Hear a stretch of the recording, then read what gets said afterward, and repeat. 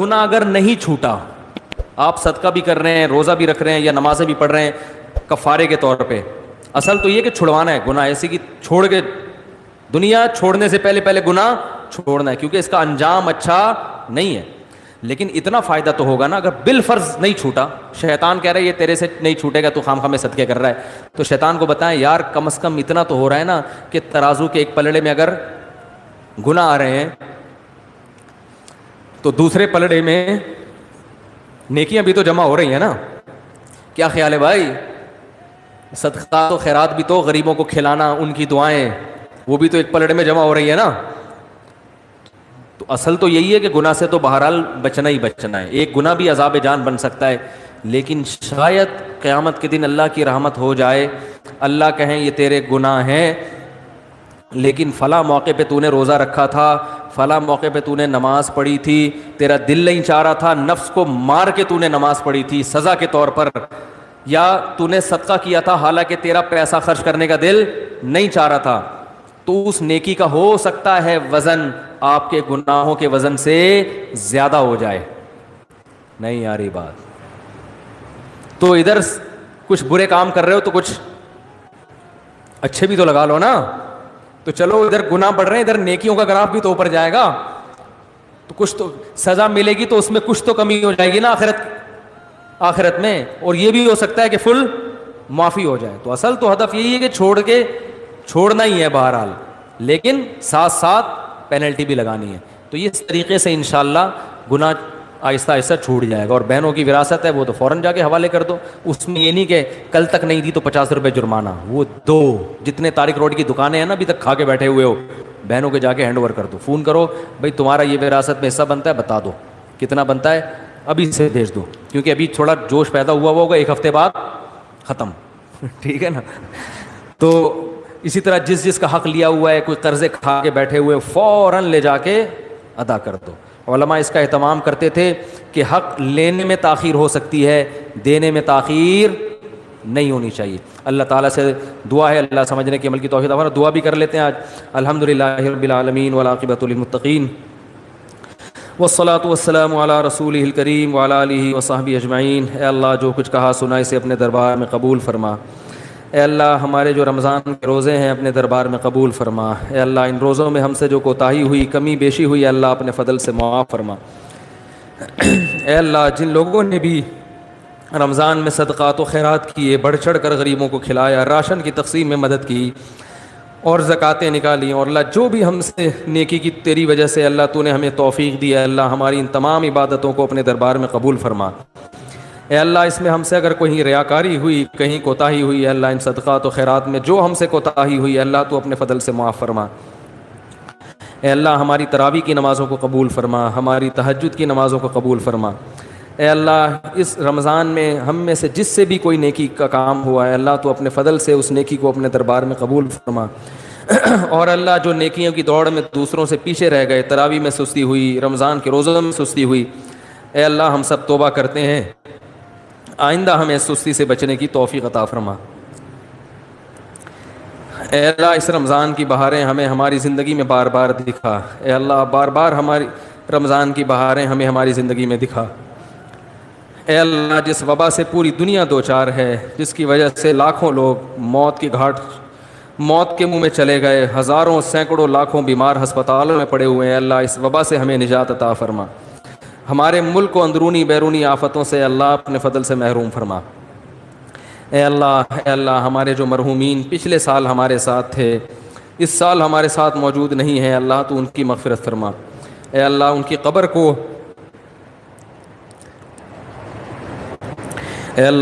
قبر کو جنت کے باغات میں سے ایک باغ بنا. اے اللہ ہمارے والدین جو دنیا سے جا چکے ہیں اللہ ان سب کی مغفرت فرما. جس کے والدین دونوں یا دونوں میں سے کوئی ایک دنیا سے جا چکے ہیں اللہ تو اپنے فضل سے رمضان کی برکت سے، رمضان کے آخری عشرے کی برکت سے، اور اللہ اس مقدس رات کی برکت سے اللہ تو اپنے فضل سے ان کے جرائم کو، ان کے گناہوں کو معاف فرما. اے اللہ تو ان سب کی مغفرت فرما.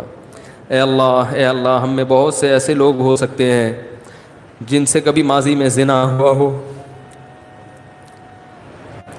اے اللہ ہم سب اس کی طرف سے توبہ کرتے ہیں اللہ، جس سے بھی یہ جرم ہوا ہم سب اپنے اس مسلمان بھائی کی طرف سے توبہ کرتے ہیں اللہ، تو اس کی توبہ قبول فرما، اس کے گناہ کو معاف فرما۔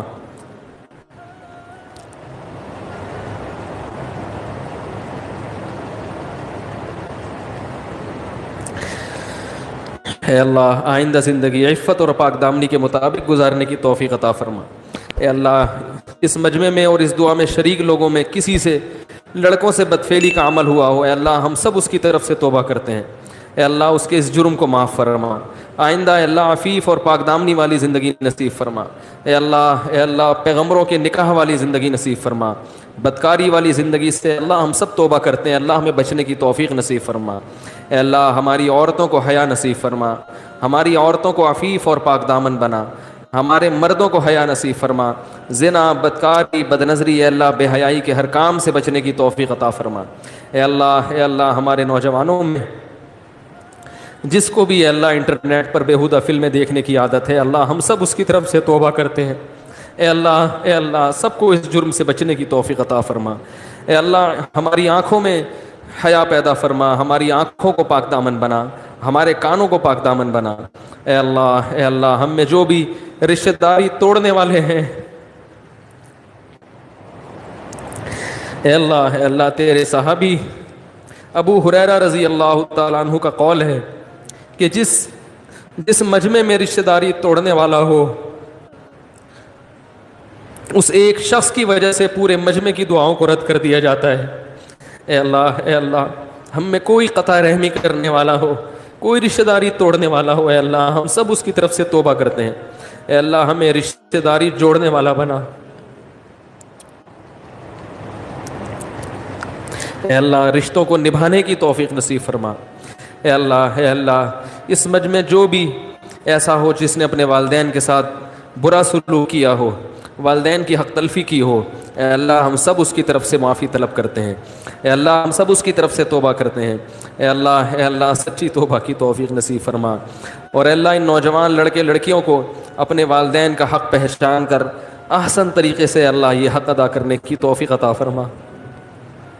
اے اللہ رمضان میں جن لوگوں نے بھی قرآن مجید کا ختم کیا تراویح میں یا ویسے ہی، اے اللہ تو اپنے فضل و کرم سے ان کی تلاوت کو قبول فرما، انہیں ختم قرآن کی برکتیں نصیب فرما، قرآن مجید کو سمجھنے کی توفیق نصیب فرما، قرآن کے حلال کو حلال سمجھنے اور حرام کو حرام سمجھنے کی توفیق نصیب فرما۔ اے اللہ جن نوجوانوں نے بھی، اے اللہ جو نوجوان بھی داڑیاں کاٹتے ہیں، اللہ تیرے نبی کا ارشاد ہے اعفوا اللحیٰ وقصوا الشوارب، یہود و نصارہ کی مخالفت کرو داڑیاں بڑھاؤ۔ اے اللہ ان نوجوانوں کو داڑیاں رکھنے کی توفیق عطا فرما۔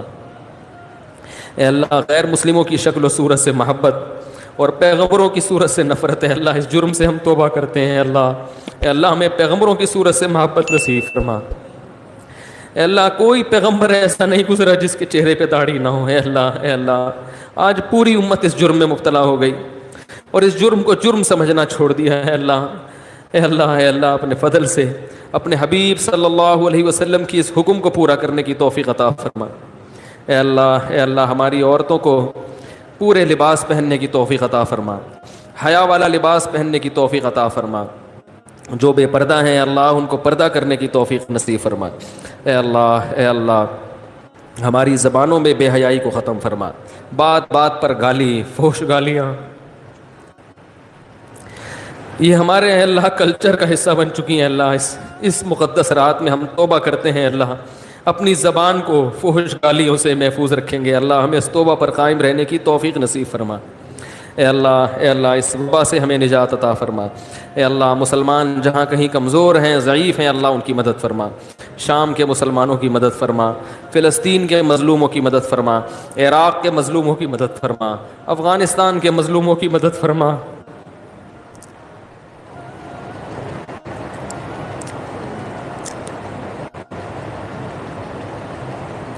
اے اللہ برما کے مظلوموں کی مدد فرما، چین میں اگر ظلم ہو رہا ہے اللہ وہاں کے مسلمانوں کی مدد فرما۔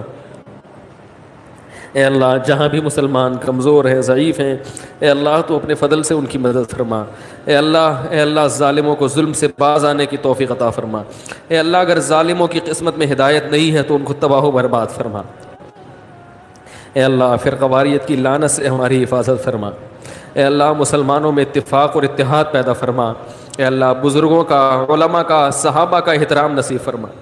اے اللہ زبانیں بے لگام ہو چکی ہیں, جو اٹھتا ہے کبھی کسی جو بدبخت اٹھتا ہے اللہ صحابہ کو گالیاں دینا شروع کر دیتے. اے اللہ حضرت معاویہ رضی اللہ تعالیٰ عنہ کا احترام نصیب فرما, اہل بیت کا احترام نصیب فرما. اے اللہ ہر وہ شخصیت جس نے ایمان کے ساتھ تیرے حبیب صلی اللہ علیہ وسلم کی زیارت کی ہے اللہ وہ ہمارے لیے قابل احترام ہے. اے اللہ انٹرنیٹ پر آج صحابہ کی عزتوں کو اچھالا جا رہا ہے, اللہ ان لوگوں کو ہدایت نصیب فرما. جو ہدایت کے قابل نہیں ہے اللہ تو ان کو دنیا میں رسوا اور ذلیل فرما. اے اللہ صحابہ کا احترام کرنے والا بنا. اے اللہ محدثین کا احترام کرنے والا بنا. ائمہ اربعہ کا احترام کرنے والا بنا. اے اللہ جتنے بھی ہمارے بزرگان دین دنیا سے جا چکے ہیں, بڑے بڑے بزرگان دین اور جو دنیا میں موجود ہیں اللہ سب سے عقیدت اور محبت نصیب فرما, سب کا احترام کرنے کی توفیق نصیب فرما. اے اللہ ہماری زبانوں کو ان کی گستاخیوں سے محفوظ فرما. اے اللہ تیرے حبیب کا ارشاد ہے من عادى لي وليا فقد آذنته بالحرب, جو میرے کسی دوست سے دشمنی رکھے گا میرا اس کے خلاف اعلان جنگ ہے. اے اللہ علماء کی اہل اللہ کی محبت نصیب فرما. اے اللہ آج علماء کو برا بھلا کہنا گالیاں دینا سب سے آسان کام بن چکا ہے. اللہ اس جرم سے ہمیں توبہ کی توفیق نصیب فرما. اے اللہ جو بے روزگار ہیں ان کو روزگار نصیب فرما. اے اللہ جو رزق کی تنگی کا شکار ہیں ان کو کشادہ رزق حلال نصیب فرما. اے اللہ جو نکاح کے لیے پریشان ہیں ان کو اے اللہ ان کے لیے نکاح کو آسان فرما. جو والدین اپنی بیٹیوں کے لیے پریشان ہیں ان کے لیے اے اللہ تو مناسب جوڑے میسر فرما. اے اللہ ان کو اپنے گھروں میں رخصت فرما اور وہاں ان کو سکون اور اطمینان عطا فرما. اے اللہ یا ارحم الراحمین, اے اللہ ہمارے دل میں اپنی اتنی محبت پیدا فرما کہ تیری نافرمانی کے تصور سے بھی شرم آنے لگے. اے اللہ اتنا خوف پیدا فرما کہ جو ہمارے اور تیرے گناہ کے درمیان رکاوٹ بن جائے. اے اللہ ہمارے ملک کی حفاظت فرما. اے اللہ ہمارے ملک پاکستان کی خصوصی حفاظت فرما اندرونی اور بیرونی سازشوں سے. اے اللہ دنیا میں جہاں بھی انسانیت پہ ظلم ہو رہا ہے اللہ تو ان ظالموں کو ہدایت نصیب فرما. جو ہدایت کے قابل نہیں اللہ ان کو تباہ و برباد فرما. اے اللہ میدان حشر کی سختیوں سے ہماری حفاظت فرما. اے اللہ قبر کے عذاب سے ہماری حفاظت فرما. پل صراط کی سختیوں سے ہماری حفاظت فرما. جہنم کی آگ سے ہماری حفاظت فرما. اے اللہ قیامت کے دن اپنے حبیب صلی اللہ علیہ وسلم کے دست مبارک سے حوض کوثر کا پانی پینے کی سعادت نصیب فرما. اے اللہ ہم سب کو جنت الفردوس کا وارث بنا. اے اللہ ہم میں جو بیمار ہیں ان کو شفا عطا فرما. جس کی بھی جو جائز مراد ہے اللہ اپنے فضل سے اس کی مراد کو پورا فرما. جس نے بھی دعا کے لیے کہا تھا اے اللہ تو ان کے ناموں کو ان کی حاجتوں کو خوب جانتا ہے. اللہ ان سب کی حاجتیں پوری فرما. اللهم انا نسألك من خير ما سألك منه نبيك محمد صلى الله عليه وسلم ونعوذ بك من شر ما استعاذك منه نبيك محمد صلى الله عليه وسلم. انت المستعان وعليك البلاغ ولا حول ولا قوة الا بالله. صلى الله تعالى على خير خلقه محمد وعلى آله وصحبه اجمعين برحمتك يا ارحم الراحمين.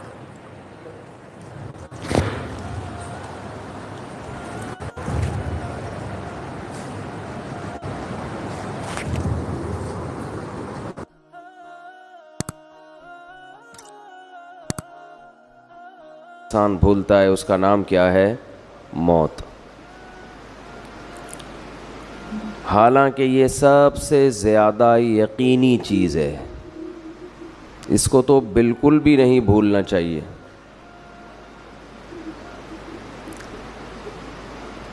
اللہ تعالیٰ قرآن مجید میں اس حقیقت کا ذکر بہت زیادہ کرتے ہیں. کلو نفس ذائقۃ الموت, ہر نفس نے موت کا ذائقہ چکھنا ہے. بہت جلد یہاں سے تمہیں اس جہاں میں شفٹ ہو جانا ہے, منتقل ہو جانا ہے. وَلْتَنْظُرْ نَفْسٌ مَا قَدَّمَتْ لِغَدٍ, فرمایا ہر شخص دیکھے کل کے لیے وہ کیا کر رہا ہے، آئندہ آنے والی کل کے لیے اس کی کیا تیاری ہے۔ ہم میں سے ہر شخص کل کے لیے سوچتا ہے، مگر ہمارا کل وہ ہے جس کا ہمیں یقین بھی نہیں ہے کہ وہ ہمیں ملے گا بھی یا نہیں ملے گا۔ ہم جس کل کے لیے سوچتے ہیں، آج انویسٹ کرو کل کام آئے گا، آج بچے کو پڑھاؤ کل پڑھا لکھا بن کے ہمیں کما کے کھلائے گا، یہ جو دنیا کی کل ہے یہ یقینی نہیں ہے کہ ہوگا بھی کہ نہیں ہوگا، ہم زندہ رہیں گے کہ نہیں رہیں گے، اس محنت کا صلہ ہمیں اس دنیا میں ملے گا یا نہیں ملے گا۔ مائیکل جیکسن نے جس کل کے لیے سوچا تھا اس کل میں پوری کل اس کو نہیں ملی، کچھ مل گیا، بہت سا حصہ اس سے ضائع ہو گیا، وہ کل اس کو دیکھنی نصیب ہی نہیں ہوئی۔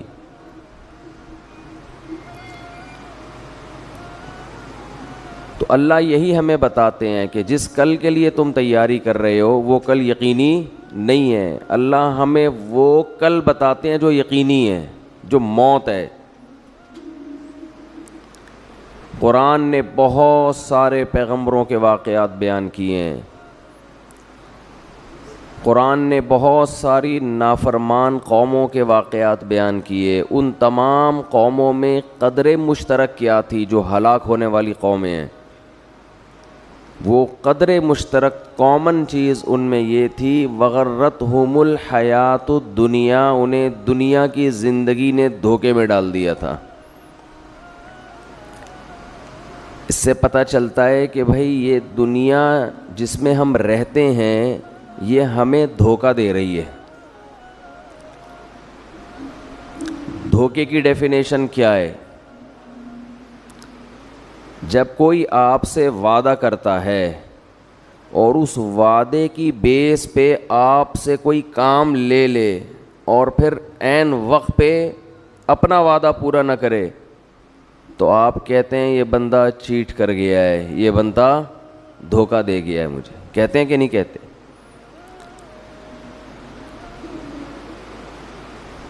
کسی نے آپ سے وعدہ آپ سے کہا کہ بھائی میرا یہ کام کر دو، اور میں وعدہ کرتا ہوں تمہیں ضرورت پڑی تو تمہارا یہ کام کر دوں گا،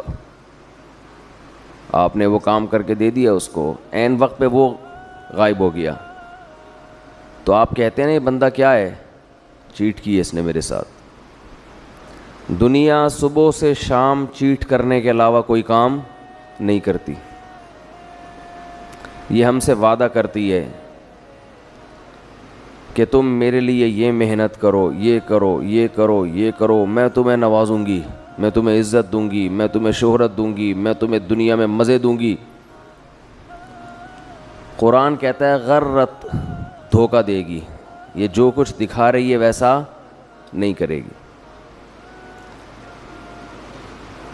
یہ تمہیں کینسر دے گی، یہ تمہیں بلڈ پریشر دے گی، یہ تمہیں شوگر کا تحفہ دے گی، یہ تمہیں فالج کا تحفہ دے گی، یہ تمہیں ایکسیڈنٹ کا تحفہ دے گی، یہ تمہیں غربت کا تحفہ دے گی، تمہیں نافرمان اولاد کا تحفہ دے گی، یہ لوگوں سے دھوکہ دلوائے گی تمہیں۔ تو جتنی بھی قومیں دنیا میں برباد ہوئی ہیں، فرعون کیوں تباہ ہوا ہے؟ یا قوم لکم الملک المصر ظاہرین فی الارض، کہ اس خوش فہمی میں تھے کہ آج ہم زمین کے بادشاہ ہیں، زمین پر ہم غالب ہیں، یہ بھول گئے تھے کہ یہ حکومت ہم سے چھینی بھی جا سکتی ہے، زمین کا جس نے ہمیں بادشاہ بنایا وہ ہمیں بادشاہ سے غلام بھی بنا سکتا ہے۔ انسان اس ظاہر کو دیکھ کر بہت زیادہ دھوکہ کھاتا ہے اور وہ سمجھتا ہے کہ جیسا میں ہوں ویسے کا ویسا ہی رہوں گا، یہ بہت بڑی بھول ہے۔ اللہ نے 3 مدارج بیان کیے ہیں قرآن مجید میں انسان کے۔ پہلے اللہ نے حکم دیا کہ اے لوگو جنہوں نے گناہ کر کر کے اللہ کی نافرمانی کر کر کے اپنے اوپر زیادتی کی ہے، ابھی بھی وقت ہے توبہ کر کے اس اللہ کی طرف آ جاؤ۔ قل یا عبادی الذین اسرفوا علی انفسہم، میں نبی ان سے کہہ دیجئے کہ اے میرے بندو جنہوں نے اپنے اوپر زیادتی کر لی۔ ہمارے ہاں زیادتی کہتے ہیں کہ دنیا برباد کر لی، پڑھے نہیں، کوئی جاب نہیں کی، کوئی بزنس نہیں کیا، اس کو ہم کہتے ہیں بندے نے اپنا فیوچر تباہ کر دیا۔ اللہ کی نظر میں زیادتی یہ ہے کہ اللہ نے جن کاموں کا حکم دیا تھا آپ نے وہ کام نہیں کیے، تو اللہ کہتے ہیں اسرفوا علی انفسہم، جنہوں نے اپنے اوپر زیادتی کی ہے اب بھی وقت ہے توبہ کر لو، لا تقنطوا من رحمت اللہ، اللہ کی رحمت سے مایوس مت، ابھی مایوسی کا ٹائم شروع نہیں ہوا ہے، بہت جلد ایک ٹائم آنے والا ہے جس میں اللہ تمہیں خود مایوس کر دے گا، خود بتائے گا کہ اب مجھ سے امیدیں مت لگانا۔ ان اللہ یغفر الذنوب جمیعا، ابھی توبہ کرو، اللہ سارے گناہ معاف کرنے کے لیے تیار ہے، ابھی توبہ کر لو۔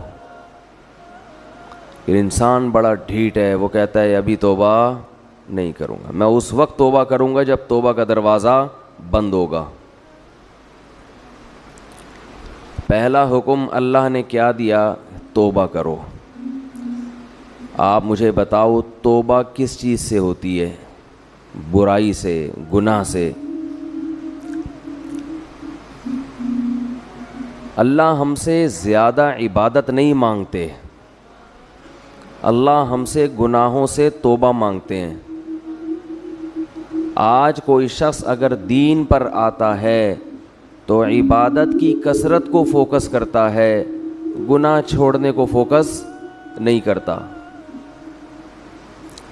اللہ نے پچھلی قوموں میں جتنی قوموں کو ہلاک کیا، تباہ کیا، کوئی ایک قوم بھی ایسی نہیں ہے جس کو اشراق کی نماز چھوڑنے پر عذاب دیا ہو، کوئی ایک قوم بھی ایسی نہیں ہے جس کو تہجد چھوڑنے پر عذاب دیا ہو، کوئی ایک قوم بھی ایسی نہیں ہے جس کو صبح و شام کی تسبیحات چھوڑنے پر عذاب دیا ہو۔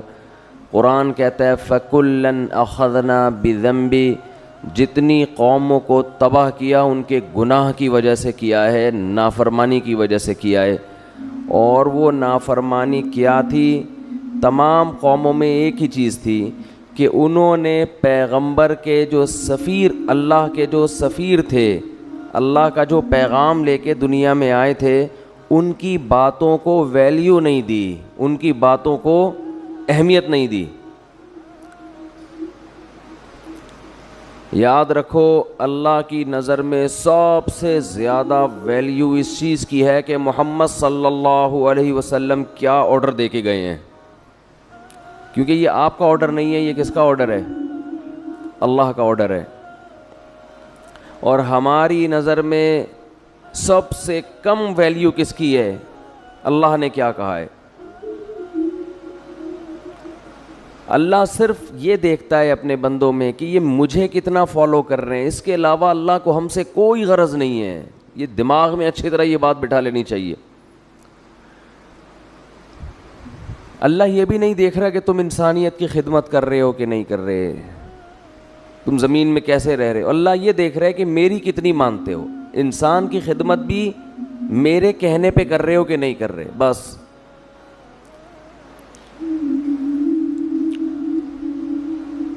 تو اللہ یہ دیکھتا ہے کہ میں نے جس چیز سے روکا اس سے رکتے ہو یا نہیں رکتے۔ دنیا میں خوش قسمت ترین انسان وہ ہے جو موت سے پہلے پہلے اللہ کو بھی مان لے اور اللہ کی بھی مان لے، اور یہ تکبر چھوڑ دے کہ میں نہیں مانوں گا۔ تو اللہ نے قرآن میں کیا فرمایا کہ اے ایمان والو، اللہ ابھی تمہیں اپنی رحمت سے مایوس نہیں کر رہا ہے، توبہ کرو۔ توبہ کس چیز سے ہوتی ہے؟ گناہوں سے۔ بہت سے لوگ دین کی طرف آنا شروع کرتے ہیں، گناہ چھوڑنے کے لیے تیار نہیں ہوتے۔ کون سے گناہ ہیں جن کو قرآن نے بہت اہتمام سے بیان کیا، حدیث نے بہت اہتمام سے بیان کیا؟ وہ گناہ آج ہمارے معاشرے میں بہت تیزی سے پھیل گئے ہیں۔ اس رمضان کے گزرنے سے پہلے پہلے توبہ کریں، ان تمام جرائم سے توبہ کرنی ہے۔ ان گناہوں میں سب سے پہلا گناہ ہے نماز کا قضا کر دینا۔ اللہ نے اس کی کسی قیمت پہ اجازت، بولے نا بھائی، نہیں دی۔ ایک چیز ذہن میں آتی ہے کہ اتنے سارے لوگ بے نمازی، اتنے سارے لوگ ہیں جو اللہ کا انکار کر رہے ہیں، کیا یہ سارے جہنم کی آگ میں جلیں گے؟ یہ چیز انسان کو پریشان کرتی ہے، وسوسہ ڈالتی ہے کہ جہاں اتنے سارے لوگ ہیں، یہ کیسے اللہ ان کو اٹھا کے آگ میں ڈال دے گا؟ دنیا میں آج بھی شرک کرنے والے توحید پرستوں سے زیادہ ہیں۔ دنیا میں بہت سے لوگ ہیں جو خدا کے منکر ہیں، بہت سے لوگ ہیں جو اللہ کے ساتھ شریک کرتے ہیں، بہت سے لوگ ہیں جو اللہ کو مانتے ہیں لیکن اللہ کی نہیں مانتے، بڑے بڑے احکام کا انکار کر دیتے ہیں۔ تو شیطان انسان کے دل میں وسوسہ ڈالتا ہے کہ کیا اللہ اتنے سارے لوگوں کو جہنم کی آگ میں ڈال دے گا؟ اس وسوسے کا جواب قرآن بار بار دیتا ہے، بار بار وہ جواب یہ دیتا ہے قرآن کہ لَأَمْلَأَنَّ جَهَنَّمَ مِنَ الْجِنَّةِ وَالنَّاسِ أَجْمَعِينَ۔ اے لوگو ایک بات خوب سمجھ لو، میں جہنم کو انسان اور جنات سے بھر دوں گا۔ اس ٹینشن میں مت رہو، اس فکر میں مت رہو کہ اتنی بڑی جہنم میں اللہ اتنے سارے لوگوں کو کیسے ڈالے گا۔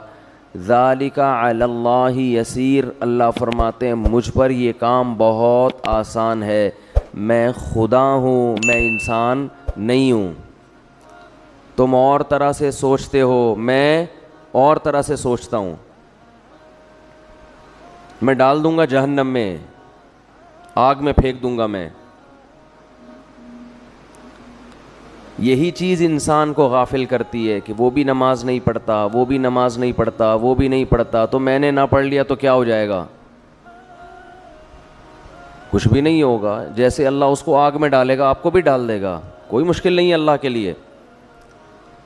یہ جہنم ہے کیا جس سے ہمیں قرآن ڈراتا ہے؟ ذَلِكَ الَّذِي ذَلِكَ يُخَوِّفُ اللَّهُ بِهِ عِبَادَهُ۔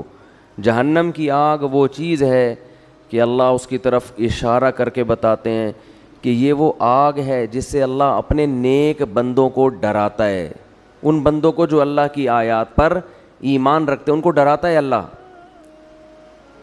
عقل مند لوگ اس آگ سے ڈر جاتے ہیں اور احمق اور بیوقوف باتیں بناتے ہیں کہ یہ کیسے ہو سکتا ہے۔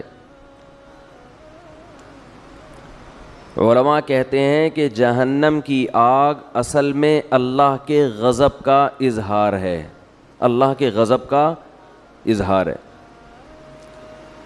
اور یہ جو اللہ نے کافر کے لیے ہمیشہ کی جہنم رکھی، اس کی وجہ بھی یہ ہے کہ اللہ کا غضب اس پہ ہمیشہ رہے گا، وہ غضب ٹھنڈا نہیں ہوگا، کیونکہ اس کے ٹھنڈا ہونے کی کوئی وجہ نہیں ہے۔ اللہ انسان کو مہلت دیتا ہے، سدھر جا سدھر جا سدھر جا، وہ نہیں سدھرتا، تو پھر اللہ کا غضب بھی لامتناہی شروع ہوتا ہے۔ اولم نعمرکم ما یتذکر فیہ من تذکر، قرآن کہتا ہے ہم قیامت کے دن ان سے کہیں گے کیا ہم نے تمہیں اتنی عمر نہیں دی تھی کہ جس میں نصیحت حاصل کرنے والا نصیحت چاہتا تو نصیحت حاصل کر لیتا، اتنا ٹائم تمہیں سوچنے کے لیے نہیں ملا تھا کیا؟ بالغ ہوتا ہے انسان، اس کے بعد بھی سوچنے کا ٹائم ملتا ہے، بہت ساری چیزوں کے لیے سوچنے کا ٹائم ملا آپ کو، بہت ساری چیزوں کے لیے، بزنس کیسے کرنا ہے، کاروبار کیسے کرنا ہے، علاج کہاں سے کرانا ہے، باپ کے ساتھ کیسے چلنا ہے، ماں کے ساتھ کیسے چلنا ہے، بیوی کے ساتھ کیسے چلنا ہے، محلے والوں کے ساتھ کیسے چلنا ہے، پولیس والا جب آئے تو اس سے کیسے بات کرنی ہے، یہ چیزیں سیکھتا ہے نا انسان. بہت سی چیزوں کے لیے آپ کو اللہ نے ٹائم دیا سوچنے کے لیے, سوچو بیٹھ کے. اللہ کہتے ہیں میں نے اتنی عمر دی تھی کہ تم میری آیتوں میں غور کرنا چاہتے, اسلام کے بارے میں غور کرنا چاہتے, اتنا ٹائم میں نے تمہیں دیا تھا کہ تم سوچ کے درست نتیجے تک پہنچ جاتے, اتنا ٹائم دیا تھا میں نے تمہیں. تو سوچتا ہی نہیں ہے. جو جس ڈگر پہ چل رہا ہے وہ چلتا, جو گانے سن رہا ہے وہ سنتا رہے گا, جو نماز چھوڑ رہا ہے وہ چھوڑتا رہے گا, جو داڑھی کاٹ رہا ہے وہ کاٹتا رہے گا, جو باپ کو ستا رہا ہے وہ ستاتا رہے گا, جو ماں کو ستا رہا ہے وہ, جس چیز کی لت پڑ گئی اس سے پیچھے ہٹنے کے لیے تیار نہیں ہے, پیچھے نہیں ہٹنے کے لیے تیار. عبادتیں بھی وہ ہو رہی ہیں جو ہمارے کلچر کا حصہ ہیں. جتنا کلچر اجازت دے رہا ہے, جتنا خاندان معاشرہ پروموٹ کر رہا ہے, اس سے زیادہ جو نہیں ہے معاشرے میں وہ چیز ہی نہیں ہے, وہ عبادت ہے ہی نہیں. تو اللہ اپنے عذاب سے اپنے بندوں کو ڈراتا ہے. یخوف بہ عبادہ. قرآن میں اللہ نے جہنم کی آگ کا بہت زیادہ تذکرہ کیا ہے. دیکھو اللہ غفور بھی ہے, رحیم بھی ہے, لیکن ان لوگوں کے لیے جو گناہوں سے توبہ کرتے ہیں, جو توبہ نہیں کرتے, اللہ کا ان کے لیے نہ غفور ہونے کا وعدہ نہ رحیم ہونے کا وعدہ. ان کے لیے تو اللہ اعلان کرتا ہے عزیز ذو انتقام, وہ زبردست غالب اور انتقام لینے والا ہے. اللہ اگر ایسا غفور الرحیم ہوتا جیسا ہم نے سمجھا ہوا ہے تو قوم لوط کو الٹا دے کے پٹخ کے ہلاک تھوڑی کرتا. وہ کیسے تباہ کی اللہ نے قوم لوط کو. اور جب اللہ کسی قوم کے ہلاک کرنے کا ارادہ کرتے ہیں, کسی فرد کے ہلاک کرنے کا ارادہ کرتے ہیں, تو اللہ کہتے ہیں پہلے میں اس کو ڈھیل دیتا ہوں, خوب نعمتیں دیتا ہوں, اور وہ اس خوش فہمی میں مبتلا ہو جاتا ہے کہ میرا خدا مجھ سے راضی ہے, وہ مجھے نہیں پکڑے گا. حضرت لوط علیہ السلام کی قوم کو جب تباہ کیا گیا ہے, اس کا انداز دیکھیں. قرآن کہہ رہا ہے ہم نے خوبصورت نوجوانوں کو لوط علیہ السلام کے پاس بھیجا, فرشتوں کو انسانی شکل میں. قوم میں لڑکوں سے بدفعلی کی عادت تھی. وجاء اہل المدینۃ یستبشرون, سارے شہر والے خوشی میں دوڑتے ہوئے آئے. گناہ ان کے لیے آسان کر دیا گیا, ایسا لگا کہ ان کو کہ ہمارے لیے گناہ کرنا آسان ہے. لوط علیہ السلام ان سے کہہ رہے ہیں ہؤلاء ضیفی, یہ میرے مہمان ہیں, میری عزت کا خیال کرو.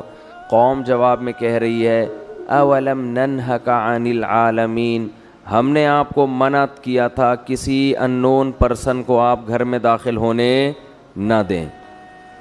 لوط علیہ السلام کہہ رہے ہیں لو ان لی بکم قوۃ او آوی الی رکن شدید, کاش میرا کوئی قبیلہ ہوتا, خاندان ہوتا, میں تم سے لڑتا.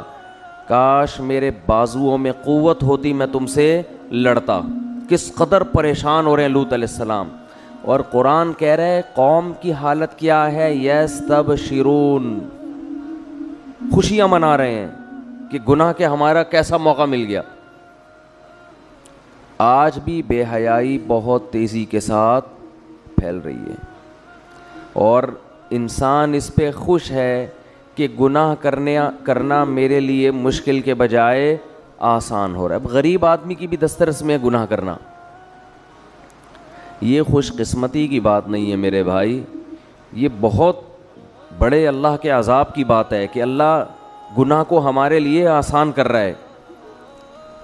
تو قرآن کہتا ہے کہ جب لوط علیہ السلام بہت زیادہ پریشان ہوئے تو ان فرشتوں نے لوط علیہ السلام سے کہا یا لوط انا رسول ربک, ہم انسان نہیں ہیں, ہم اللہ کی طرف سے بھیجے ہوئے فرشتے ہیں. لن یصلوا الیک, آپ کی طرف نہیں آئیں گے, آپ اپنی قوم کو لے کے راتوں رات نکل جائیں. پھر اللہ کیا فرماتے ہیں فجعلنا عالیہا سافلہا, ہم نے اس بستی کے اوپر کے حصے کو پلٹ کے نیچے کر دیا. یہ بھی اللہ ہے جس کو ہم کہتے ہیں غفور بھی ہے, رحیم بھی ہے, بندوں پر مہربان یہ بھی ہے, لیکن اس اللہ نے بستیوں کو بھی الٹا ہے.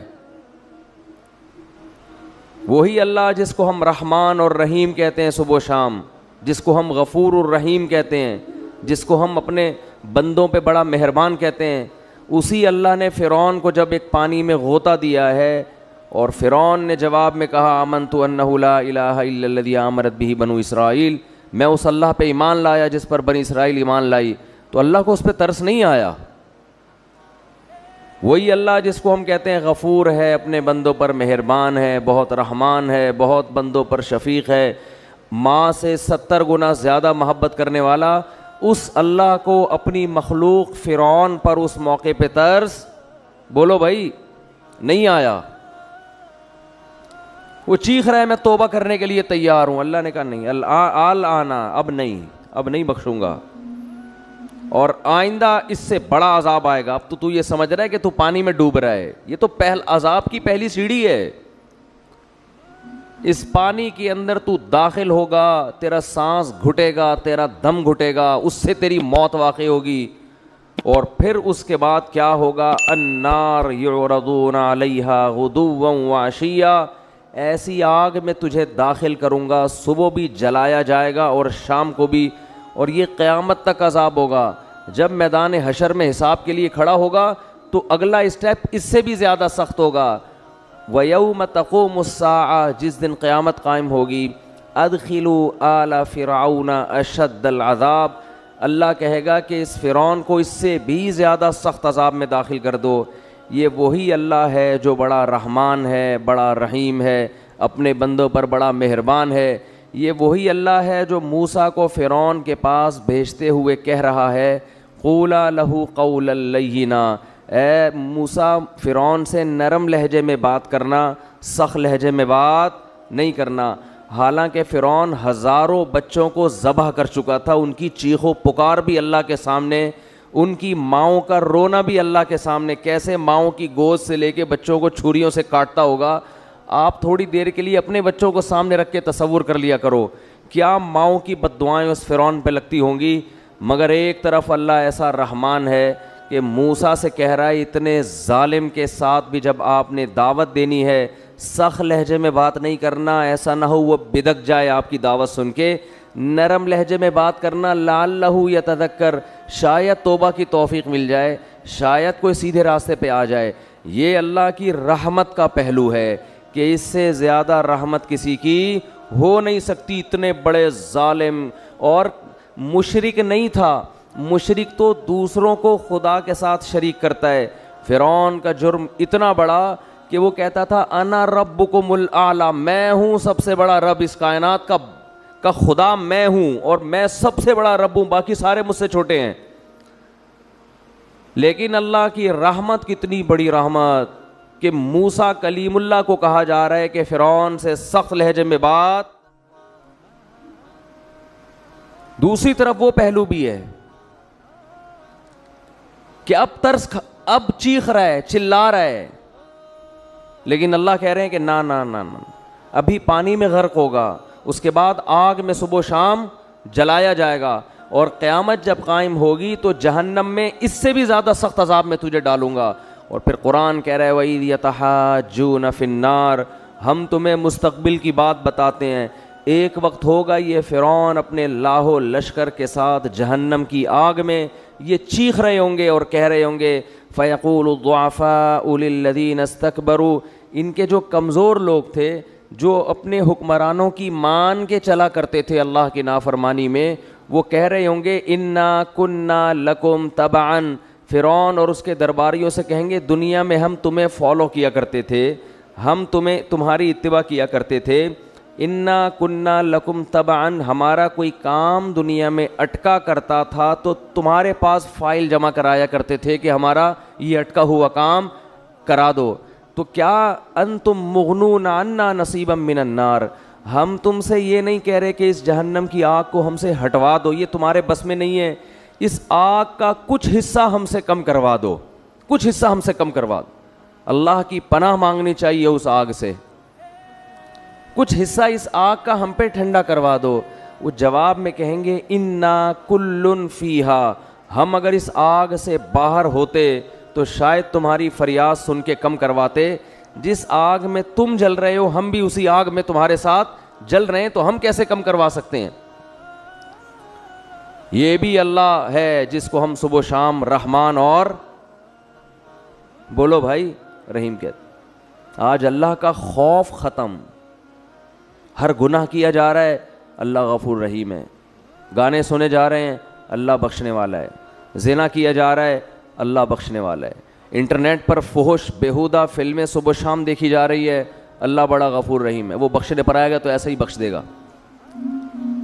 اس نے کب کہا ہے کہ میں ایسے ہی بخش دوں گا بھائی؟ کون سی آیت میں لکھا ہوا ہے, کون سی حدیث میں ہے؟ باپ کے ساتھ اونچی آواز سے بات ہوتی ہے اور اولاد اس خوش فہمی میں ہوتی ہے کہ اللہ بولو بخش دے گا. جس باپ اور ماں کا یہ احترام بتایا گیا کہ اگر نماز پڑھ رہے ہو تو ان کی پکار پہ نماز توڑ کے جواب دو, اس باپ اور ماں کو گھر میں ستایا جاتا ہے.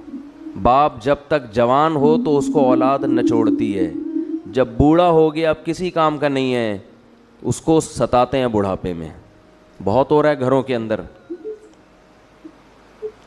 شوہر جب تک کام کا ہو عورت اس کو نچوڑتی ہے, جب بڈھا ہو گیا تو بیٹوں کے ساتھ مل کے اس کو ستاتی ہے. بہت ہو رہا ہے گھروں میں, بہت دیکھا ہے ہم نے گھروں میں. جب تک جوان تھا کما رہا تھا ٹھیک ہے, اب چونکہ ریٹائر ہو گیا اب بیوی کے کسی کام کا نہیں ہے, تو نافرمان عورت کیا کرتی ہے, اپنے بیٹوں کے ساتھ مل کے اپنے شوہر کو بولتے کیوں نہیں بھائی ستاتی ہے. ٹھیک ہے سب نہیں ہوتی لیکن ہوتی بھی ہیں. ایسی جگہ آپ کا نکاح ہو گیا کہ لڑکی کے پیچھے کوئی پوچھنے والا نہیں ہے, تو خوف نہیں ہے, تو ایسے لوگ ایسی کمزور عورت پہ ظلم کرنا شروع کر دیتے ہیں یہ سوچ کے کہ کوئی پوچھنے والا نہیں ہے. قرآن کے الفاظ دیکھو, وَإِذَا الْمَوْءُودَةُ سُئِلَتْ بِأَيِّ ذَنبٍ قُتِلَتْ. اللہ نے قیامت کی ہولناکیوں کا عجیب نقشہ کھینچا ہے. اِذَا الشَّمْسُ كُوِّرَتْ, انداز دیکھیں قرآن کا, بات کیا چل رہی ہے, قرآن ایک دم کیا ٹاپک لے آتا ہے. اِذَا الشَّمْسُ كُوِّرَتْ, ایک دن آئے گا یہ سورج بے نور ہو جائے گا. اِذَا الشَّمْسُ كُوِّرَتْ وَإِذَا النُّجُومُ انْكَدَرَتْ, ستارے بے نور ہو جائیں گے. وَإِذَا الْجِبَالُ سُيِّرَتْ, پہاڑ اپنی جگہ سے ہٹ جائیں گے. وَإِذَا الْجِبَالُ سُيِّرَتْ اِذَا الشَّمْسُ كُوِّرَتْ وَإِذَا النُّجُومُ انْكَدَرَتْ وَإِذَا الْجِبَالُ سُيِّرَتْ وَإِذَا الْعِشَارُ عُطِّلَتْ وَإِذَا الْوُحُوشُ حُشِرَتْ وَإِذَا الْبِحَارُ سُجِّرَتْ. قرآن ہولناکیاں بیان کر رہا ہے, سمندروں میں آگ لگ جائے گی, پہاڑوں کو اپنی جگہ سے ہٹا دی, جو کچھ تمہیں نظر آ رہا ہے یہ سارا الٹا ہو جائے گا, یہ سارا نظام. آگے قرآن کیا کہتا ہے, وَإِذَا الْمَوْءُودَةُ سُئِلَتْ بِأَيِّ ذَنبٍ قُتِلَتْ, جس دن زندہ دفن کی ہوئی بچی سے پوچھا جائے گا بتا تجھے کس جرم میں قتل کیا گیا تھا. اب آیتوں میں آپ کو بظاہر کوئی مناسبت نظر نہیں آئے گی. ادھر پہاڑ کی بات ہو رہی ہے کہ جگہ سے ہٹا دیا جائے گا, ادھر سمندر کی بات ہو رہی ہے کہ اس میں آگ لگا دی جائے گی, ادھر 10 ماہ کی گابن اونٹنیوں کی بات, اشار و تلت, اونٹنی جو 10 ماہ کی گابن ہوتی ہے نا, عرب کے ہاں سب سے قیمتی مال ہوتا تھا کہ ابھی یہ بچہ جننے والی ہے.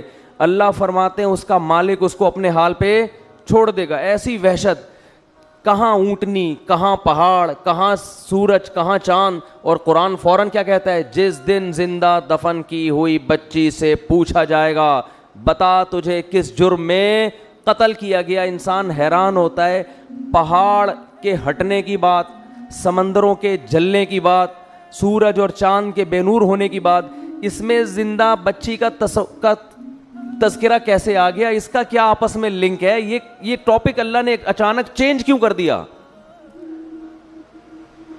یہ کیسا عجیب ٹاپک ہے نا. اللہ کہہ رہا ہے سورج چاند ختم, سمندروں میں آگ لگ جائے گی, قیمتی مال لوگ بھول جائیں گے, اور زندہ دفن کی ہوئی بچی سے پوچھا جائے گا بتا تجھے کس جرم میں قتل کیا گیا.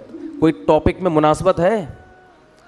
ایک بات سمجھانے کے لیے نا, قرآن کا اصل ہدف یہ سمجھانا تھا کہ ایک دن آئے گا کہ جس باپ نے اپنی معصوم بیٹی کو بیٹی ہونے کی وجہ سے دفن کیا, اللہ اس بچی کو عدالت کے کٹہرے میں کھڑا کر کے پوچھے گا بتا تیرا جرم کیا تھا.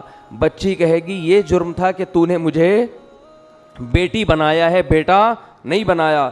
اللہ اس کے باپ کو جہنم کی آگ میں ڈالے گا. تو قرآن یہ بتا رہا ہے کہ جیسے سورج کبھی بے نور نہیں ہوتا لیکن بے نور ہو جائے گا. بڑے بڑے پہاڑ, دنیا میں ہر چیز اپنی جگہ سے ہلتی ہے سوائے پہاڑوں کے, وہ لاکھوں ہزاروں سال سے ایک ہی جگہ قائم رہتے ہیں. دنیا میں ہر چیز میں آگ لگتی ہے مگر پانی میں آگ نہیں لگتی. تو اللہ یہ سمجھا رہے ہیں کہ دنیا میں ہر ایک پہ مقدمہ چلتا ہے مگر اس پہ جس کا کوئی پیچھے پوچھنے والا ہو. جو معصوم بچی جس کے لیے اس کا باپ مقدمہ کرتا, اگر وہ باپ ہی اس کو قتل کر کے زمین میں ڈال دے, اس بچی کا پیچھے پوچھنے والا کوئی نہیں ہے. تو جو خدا سورج کو بے نور کرے گا, حالانکہ سورج کبھی بے نور نہیں ہوتا, جو خدا پہاڑوں کو اپنی جگہ سے ہٹا دے گا, حالانکہ پہاڑ اپنی جگہ سے کبھی بھی نہیں ہلتے, جو خدا سمندروں میں آگ لگا دے گا حالانکہ سمندروں میں آگ نہیں لگتی, وہ خدا ایسا مقدمہ چلائے گا جس کا مقدمہ دنیا میں کبھی کسی نے اس کا تصور نہیں کیا ہوگا. وہ مقدمہ کیا کہ بچی کو کھڑا کر کے کہے گا کہ تیرے لیے کبھی کوئی مقدمہ کرنے والا ہو نہیں سکتا تھا, کیونکہ جو مقدمہ کرتا وہی تیرا قاتل ہے. تو آج جیسے سورج بے نور ہو رہا ہے اور سمندروں میں آگ لگ رہی ہے اور پہاڑ اپنی جگہ سے ہل رہے ہیں, آج یہ بچی کھڑی ہو کر اپنے باپ کے خلاف مقدمہ کرے گی اور میں اس کی پکار کو سنوں گا اور اس مظلوم کا ساتھ دوں گا قیامت کے دن. تو اللہ ان آیتوں میں بتا رہا ہے کہ اللہ کا حساب و کتاب کا نظام کمزور نہیں ہے.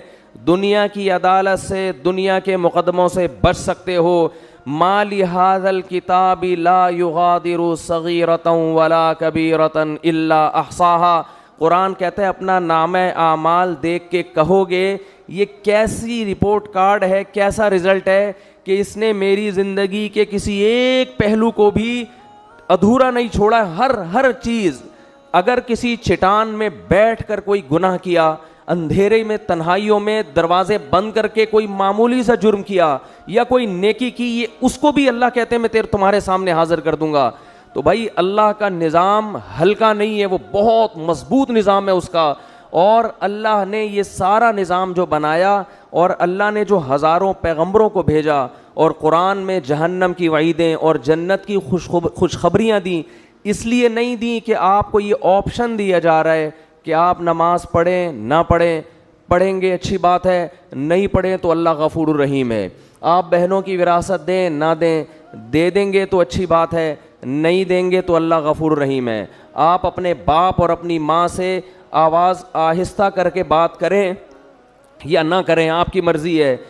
کریں گے تو ثواب ملے گا, نہیں کریں گے تو اللہ غفور الرحیم ہے, لیلۃ القدر میں بخش دے گا وہ آپ کو.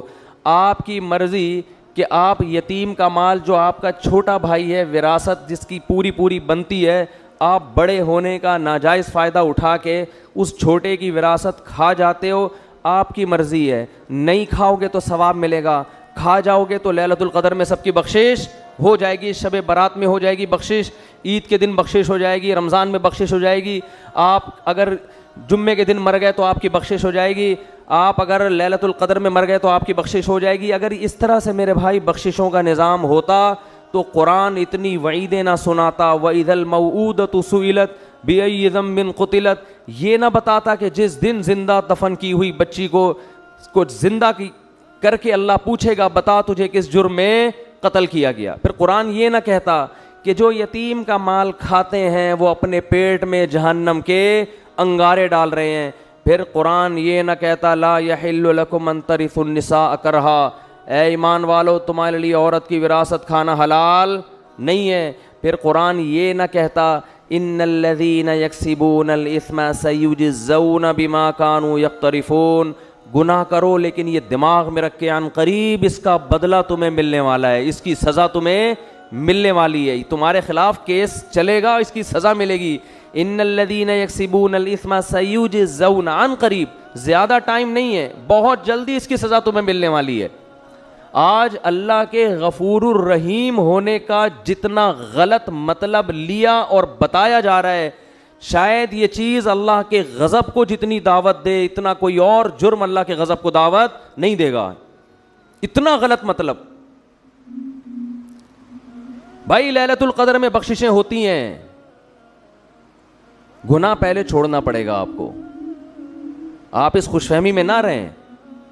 رمضان میں بخششیں ہوتی ہیں, لیکن ہمارے نبی نے فرمایا بہت سے روزے داروں کو رمضان میں بھوک کے سوا کچھ بھی حاصل, بولو نا بھائی, نہیں ہوتا.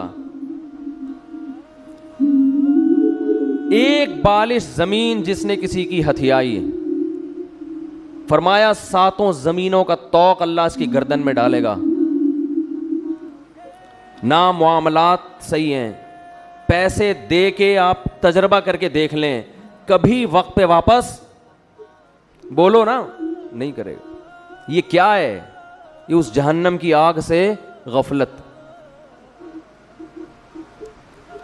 صحابہ کرام ڈرا کرتے تھے. حدیث میں آتا ہے رسول اللہ صلی اللہ علیہ وسلم نے فرمایا کہ اللہ نے اس آگ کو اس آگ سے زیادہ گرم بنایا ہے.